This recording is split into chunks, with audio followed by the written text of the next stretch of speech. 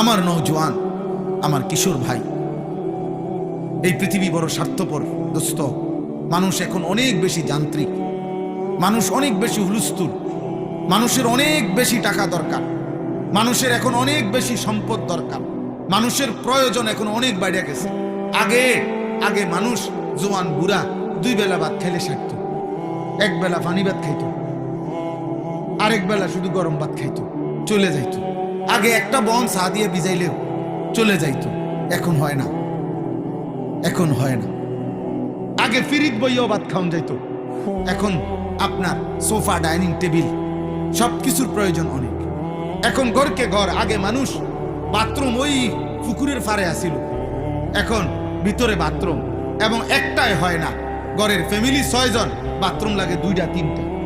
মানে সবকিছুর প্রয়োজন মানুষের কি বেড়ে গেছে, বেড়ে গেছে।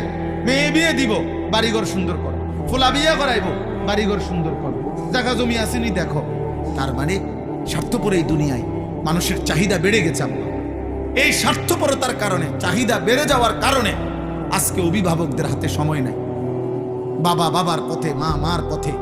এই জন্য তোমরা অধিকাংশ কিশোর যুবক ছেলে এই অল্প বয়সে নারী, ছবি, মোবাইল, জিনা, ব্যভিচারের অস্থির দৃশ্য, আর 1 ওয়াক্ত নামাজ না পড়ে, খোদার 365 দিনে ফজরের নামাজ কোনোদিন না পড়ে তোমরা জীবনটা পার করতে পারতেছ, চলতেছ, আহা আখিরাত নষ্ট করছো। এর একটা বড় কারণ এটা। আমার আজীবন আমি দেখছি, আমার পুরাটা জীবনে আমি আমার আম্মাকে দেখছি। আমার আম্মা স্কুলের ঘন্টা যেমনে বাড়িয়া বেল ফিটে যে ঘন্টার টাইমে টুং টুং টুং করে ফজরের নামাজের ওয়াক্তে মা আম করে এরকম ঘন্টা পিটটা ঘুম থেকে উঠেছে। আমরা 5 ভাই 3 বোন ছিলাম, 8 জন ভাই বোনকে মা উঠাইত, 8 জন ভাই বোনকে মা ফজরের নামাজ পড়াইত। আমার মায়ের বয়স এখন 75 বছর, এখনো আজকের এই দিনও মা আমার বাসায় আছে। এখনো আমার আম্মা আমগরে জিগায়, ফুত নামাজ পড়ছিল, নামাজ পড়ছিল। আমার মা আমার এই জীবনে, আমার ওয়াজের এই জীবন, আলহামদুলিল্লাহ প্রায় 21 বছর। এই 21 বছরে শতবার আমারে মা এই 2 কথা বারবার বলে। এক হলো ফুত নামাজ পড়ছিল, আর মা প্রায় বলে, সবসময় বলে, ফুত চাইও, কতখানে যাও, মানুষের লোকে টাকা পয়সা লইয়া ঝামেলা করো। এই কথা আমার মা বহুবার বলেছে। তাইলে আব্বা তোমরা এই পরিমাণ ছেলে মাশাআল্লাহ দেখো, কিন্তু তোমরা একটা ছেলে দাঁড়াইয়া বাকিদের দিকে দেখো, চেহারা সব। যদি এখানে 500 ছেলে হয়, 450 ছেলের চেহারায় নামাজের কোনো চিহ্ন নেই। এভাবে আল্লাহ ভুলে গেল কেন? মাথা নোয়াইলে কি হবে বাবা? আমি তো কিছুই বলতেছি না, আমি তো আমার পথে চলে যাব। এখন কে কার জন্য আটকায়? আমার জন্য আপনারা আটকাইবেন না, আপনাদের জন্য আমরা আটকাবো না। সবাই সবার মতোই দুনিয়া। হাসলেও রাত ভোর হয়, কাঁদলেও রাত ভোর হয়, বাসর রাতও ভোর হয়, ফাঁসির রাতও ভোর হয়। তাহাজ্জুদের যে সেজদা করে তার জন্য ভোর হয়। মদের আড্ডা, জুয়ার আড্ডা, নারীর আড্ডায় যে পড়ে থাকে সারা রাত, তার রাতও ভোর হয়। দুনিয়া তো থেমে যাবে না। সূর্য উঠবে, চাঁদ উঠবে, রাত আসবে, দিন আসবে, আলো আসবে, অন্ধকার আসবে। 25 সাল, 26 সাল হয়েছে, 26 আবার 27 হবে, জানুয়ারি ফেব্রুয়ারি হবে, শনিবার রবিবার হবে, সকাল দুপুর হবে। এভাবে একদিন আমারে কবরে নিয়ে যাবে, তোমারে কবরে নিয়ে যাবে। স্বার্থপর এই দুনিয়া না তোমার দাদারে থাকতে দিছে, না বাবারে, না তোমারে দিব। ফেরাউন রে দেয় নাই, নমরুদ রে থাকতে দেয়, আবার ইমানদারকেও তো থাকতে দেয় না। দুনিয়াতে আব্দুল কাদের জিলানিও থাকে নাই, ফেরাউনও থাকে না,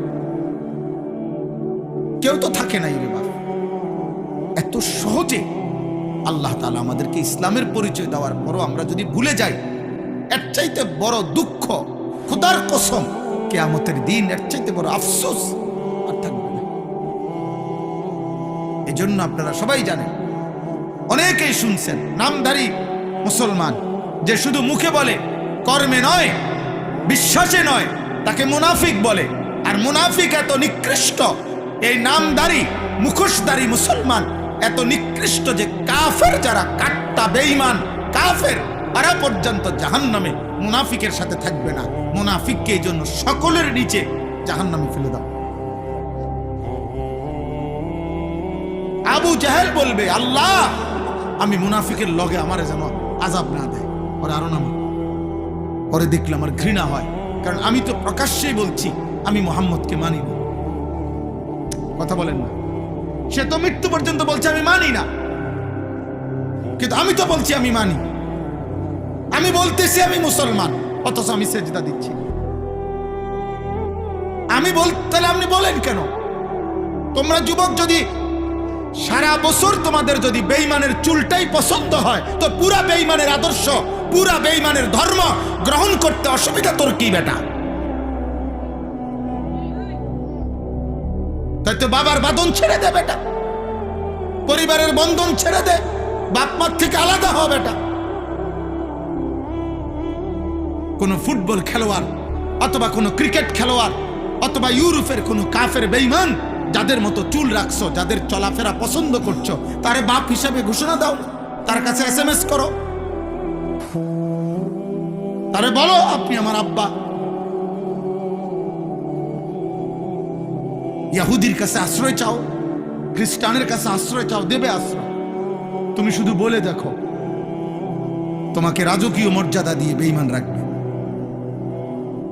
তুমি শুধু বলো যে আমি ধর্ম ত্যাগ করব, যাও তুমি দেখবা।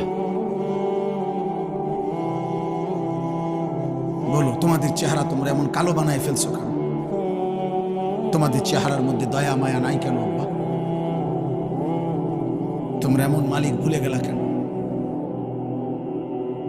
এমন রব ভুলে গেলা কেন? দুনিয়া নিয়ে খুশি হয়ে গেলেন? বাবারা আপনারাও, ছেলেরা তোমরাও